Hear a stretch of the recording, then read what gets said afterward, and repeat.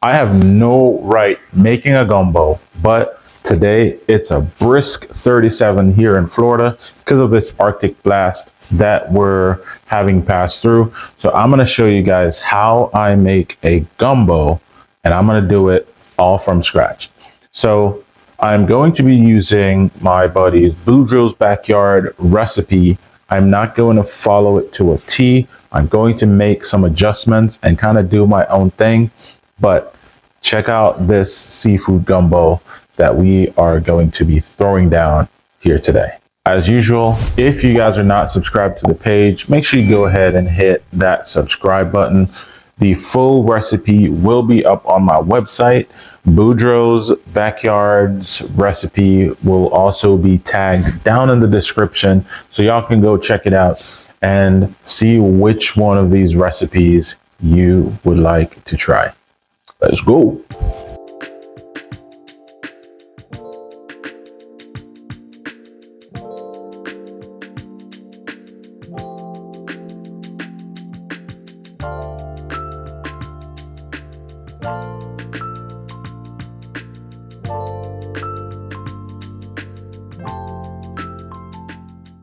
So some of the ways in which my gumbo is going to be different is I don't have alligator sausage and I do not have shrimp sausage.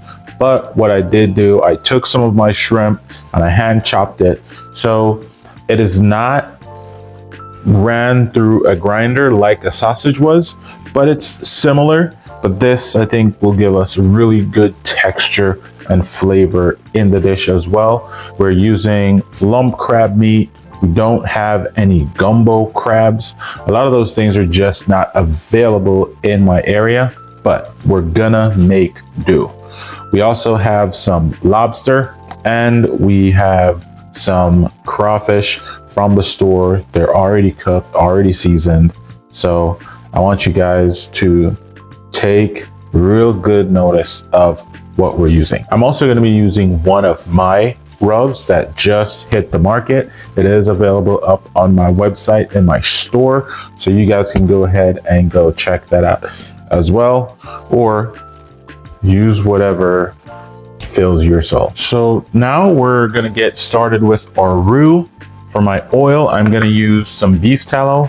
It's homemade. I have a ton of it. You can use whatever oil you want. And we're going to use equal part flour. So half a cup of oil, half a cup of flour. Vegetable oil, easy, you can use that. So in our oil, we're gonna add our flour.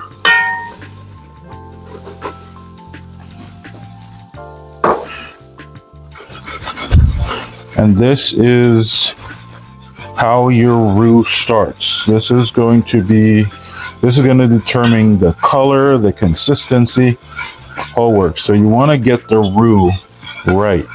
And for gumbo, you want a dark chocolate colored roux. And that sets the tone for the entire dish. You want to whisk so there's no lumps, and you guys can see there's no lumps here.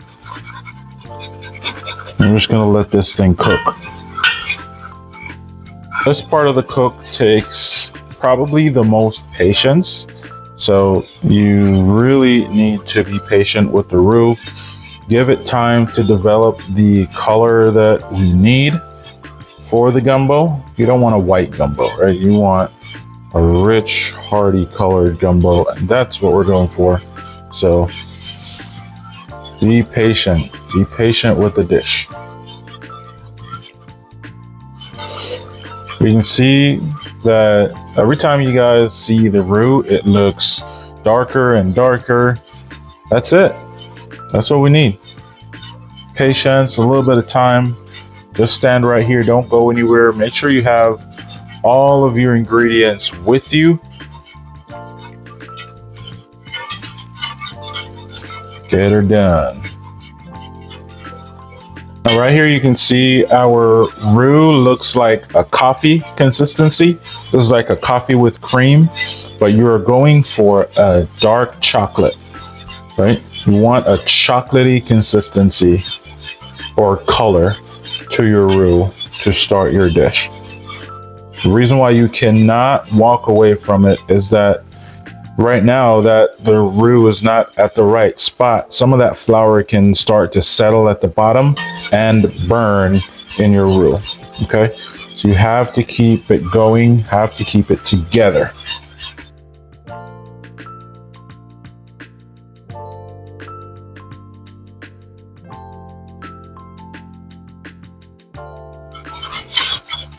Now guys, I think this is it right here. This is the actual color that we're looking for from this roux. All right, so we're gonna move on to the next step now. So here we have our chocolatey colored roux, and we're gonna go ahead and start layering our flavors. So we're gonna start with the okras.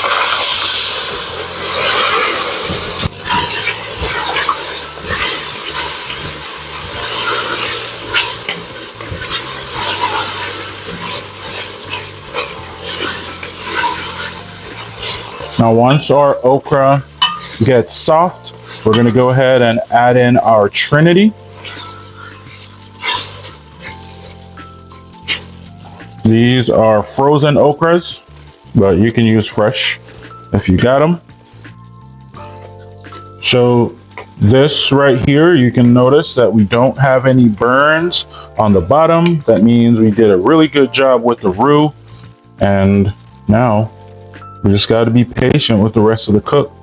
So my okras are turning soft, so I'm going to go ahead and add my Trinity now.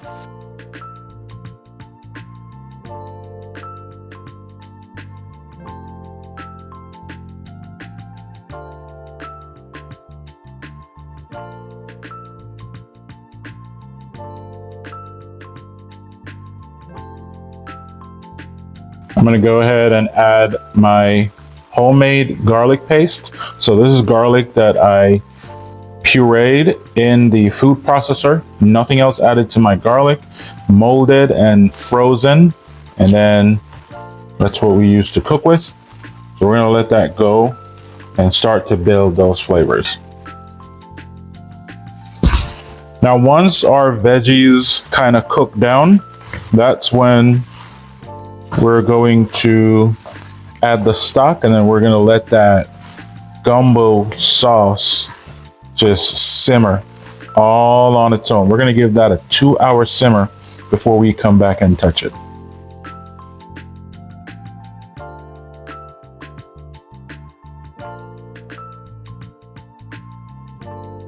So as we had shown you guys earlier, this is our shrimp stock, and we made this stock. You can go up to my website and check out one of my stock videos. I got turkey stock, I got chicken stock, I got beef stock videos up there. Same procedure. That part of the recipe will be detailed in this full recipe that's up on the website. So no need to sweat that part at all.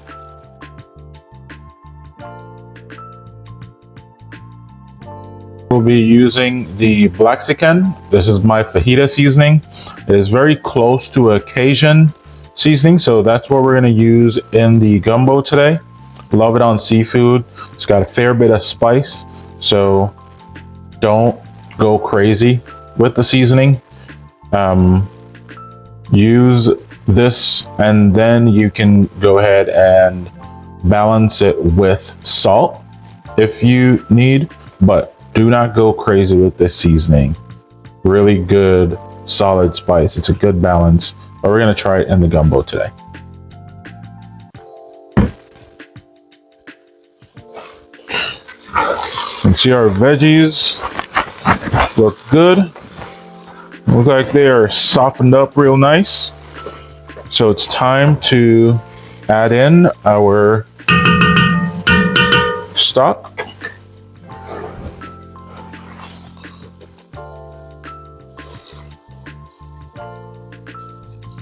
Remember guys, whatever flavor stock or base that you want, that's what you can use. Now this is about 2 quarts that we have in here already.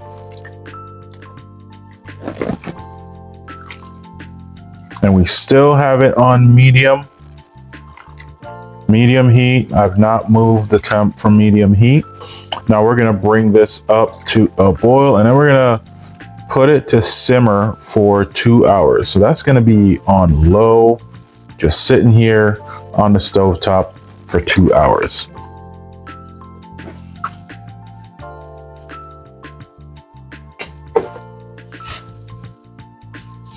Gonna go ahead and add in our seasonings.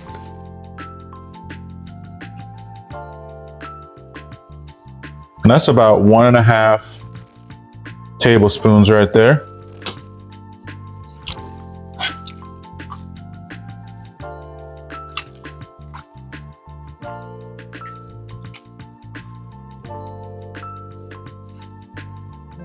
Give it a little taste. Gonna add some kosher salt.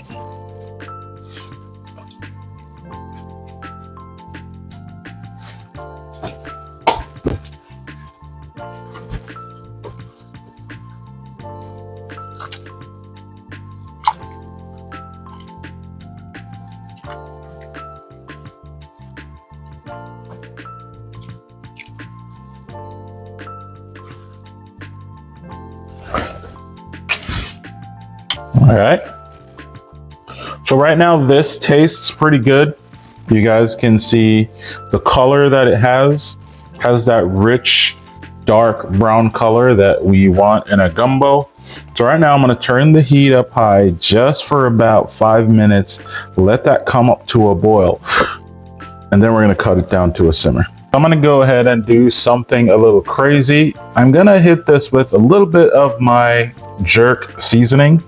Give it some of that flavor. You guys can see a couple of those allspice berries drop in there. So we're gonna drop that down, but then we're gonna turn this all the way down to low.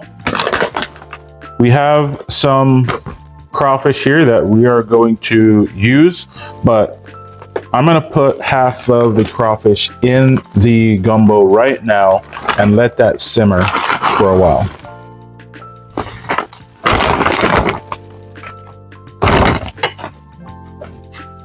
Give that a stir. So it's just a few, not even a half, maybe a third of the bag. The rest of it's gonna go in at the end with the rest of the seafood.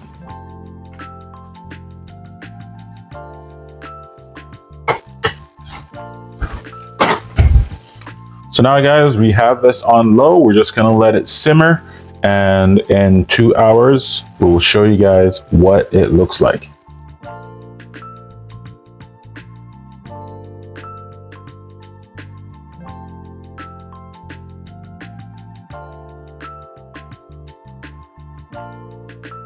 It has been 2.5 hours since this sauce has been simmering, and right now we're gonna go ahead and start taking care of the meats. We're gonna get the sausage browned up and added to the dish, and then we're gonna go ahead and put all the rest of the meats in so that all that goodness can start building all those flavors. We're excited about this. Can't wait to show you guys what the end looks like. So right here we have the meats that we're using for the gumbo. We have our crab claw meat, we have our lobster, we have our jumbo shrimp, and we have some sausage. Instead of shrimp sausage, I just hand chopped some of the shrimp right here. So those are what we have. The sausage is the meat that we're gonna add now, and then we're gonna let that cook along with the dish. The seafood, we're gonna wait about 2.5 to 3 hours before we add the seafood. The seafood is only gonna go in there for about 15-20 minutes while the pot is turned off and just the juices soaking up into that. But we're gonna go ahead and brown the sausage, throw it in there. We are gonna add this in there as well so we can get some of the body from this, but stay tuned.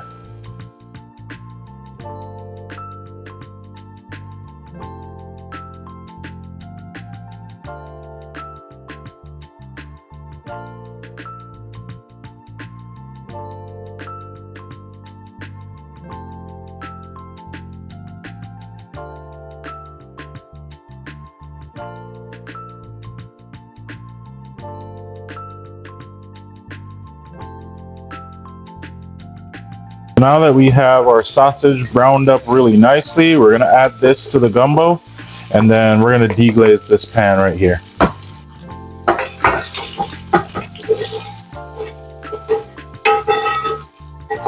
To deglaze the pan, I'm going to use some of the stock and just pour it on there, and I'm gonna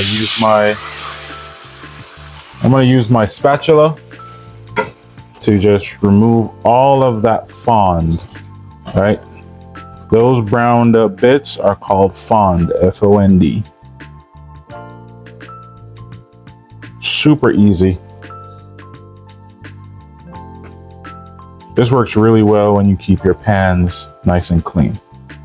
And then this goes right into gumbo, so we don't lose any of that flavor.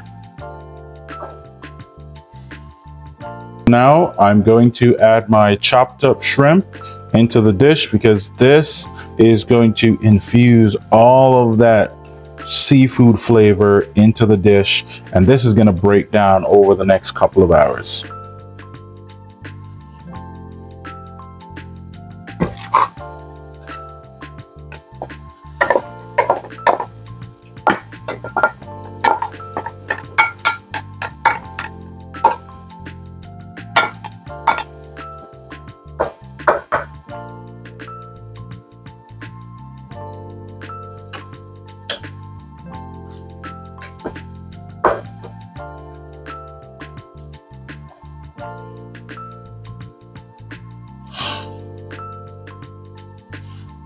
We're gonna keep this just over medium heat, and what we're gonna do, we're gonna let all of those flavors just come together. 2.5 hours, we're gonna let this thing go.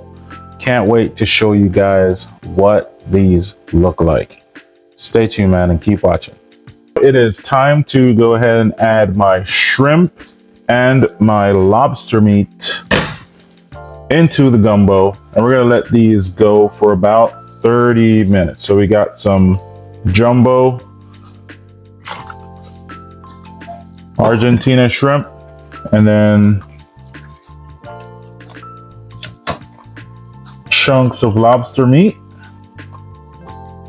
And we are on low heat right now, medium low.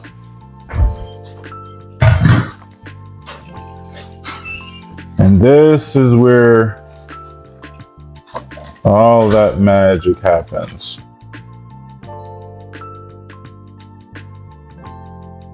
What do you guys think? All right, so now we're gonna shut this down for another 30 minutes. We're gonna keep it on medium low heat, and then we will check back.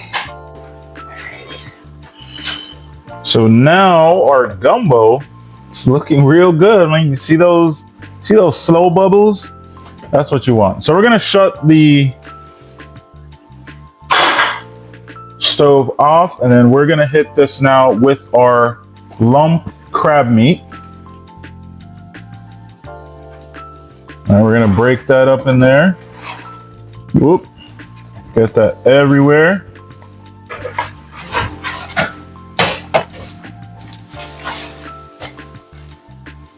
Now we're gonna add in the rest of the crawfish. And the crawfish is cold. You can see like it's still frozen. Now, baby.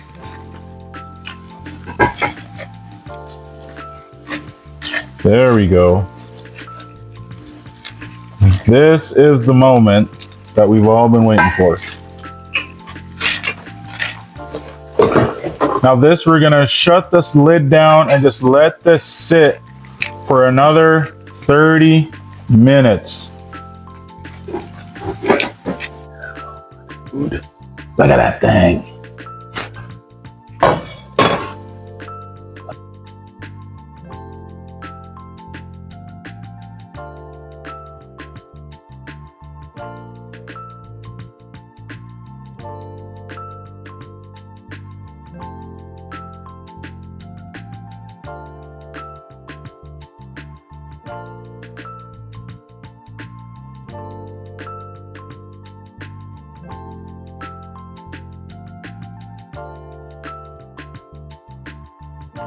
Very proud of how this gumbo came out. The color, really, really awesome. Just, you have to remember, just like I said in the beginning, you got to pay attention to the roux, because the color you start with, that's the color you're gonna finish with. All right, so I wanna give it a nice bite.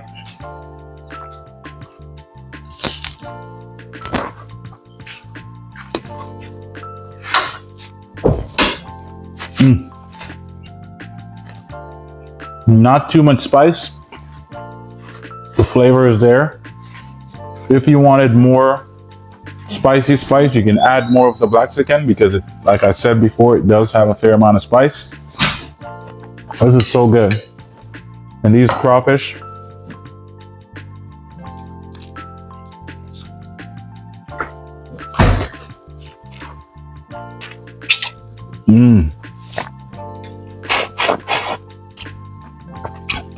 oh my God. You guys got to try this recipe. Let me know in the comments what you guys think. If I did something wrong, I really don't care. But go check out the recipe up on my website. It'll be linked in the description. Peace.